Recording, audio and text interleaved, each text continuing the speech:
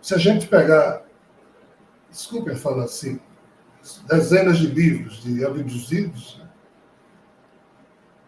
que voltam para contar a história, porque muitos não voltam, eles falam, coisa boa, blá, blá, blá, blá, blá.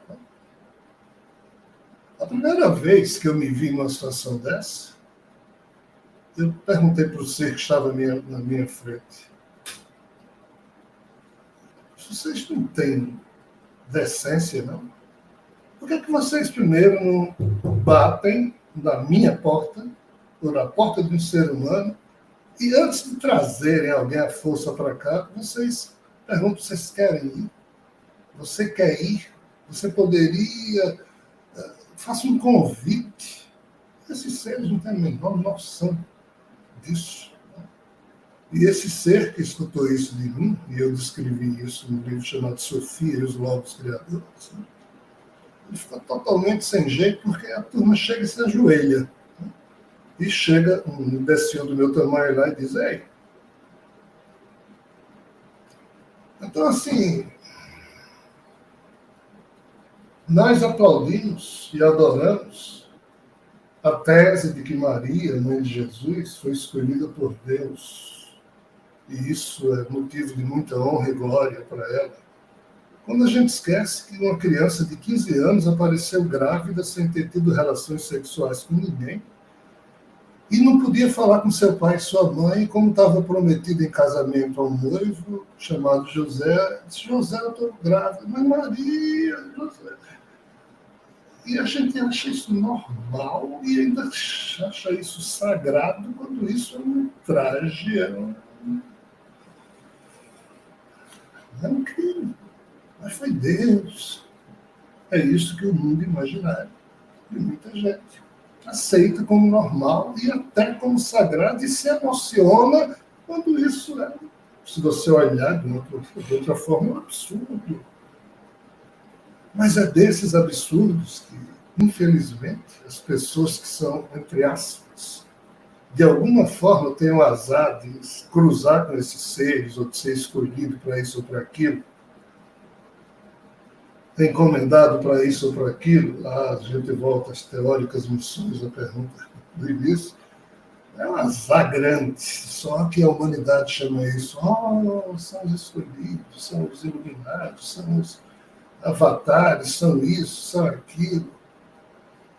Isso não é bem assim. A coisa é complicada. E por ser complicada, a vida de algumas dessas figuras, é alguém do meu tamanho, um pouquinho disso acontecendo, comigo desse tamanho aí. E isso já me gera um tanto desconforto que o próprio espírito que me anima teve que rasgar algumas camuflagens para que eu não estragasse tudo. Eu só estraguei muita coisa. E continuo estragando até hoje. Mas se ele não agisse de uma certa forma, eu terminaria estragando tudo.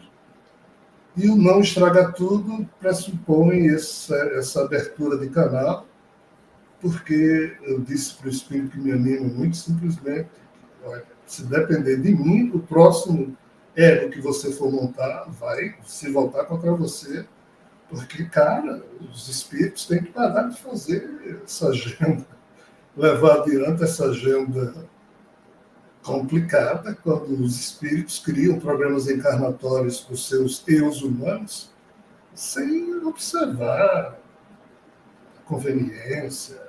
Não, mas tem que purgar os karmas.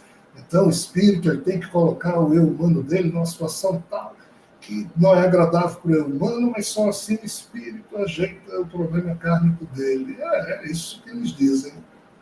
Mas assim, isso precisa de um reset, isso precisa de uma reinicialização na cabeça dos espíritos que nos animam, porque o modo como eles estão fazendo está além da conta da dignidade humana. Está indigno o processo. Então, devido a isso, foi que a confusão existiu e existe, mas ela é muito particular. Então, devido a isso, realmente, o espírito que me anima, e eu, na minha condição humana, a gente troca aí umas figurinhas para ver se consegue criar um álbum do próximo eu que o espírito que me anima vai montar. Né? Mas, assim, isso não é conveniente de ser entendido como sendo algo sequer razoável no nosso atual estágio. É melhor que as coisas continuem acontecendo sem que a gente entenda muito bem, sob pena da gente entrar em desequilíbrio. Mas não é bonito o processo, é necessário.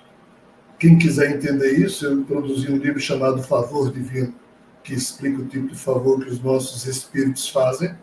Há um sacrifício total por essa estratégia de resgatar um ser caído, mas os humanos atualmente precisam que isso seja repensado, porque os programas encarnatórios que eles estão preparando são indignos. Tem que respeitar a humanidade, senão a gente não vai poder ser útil ao projeto dos nossos próprios espíritos.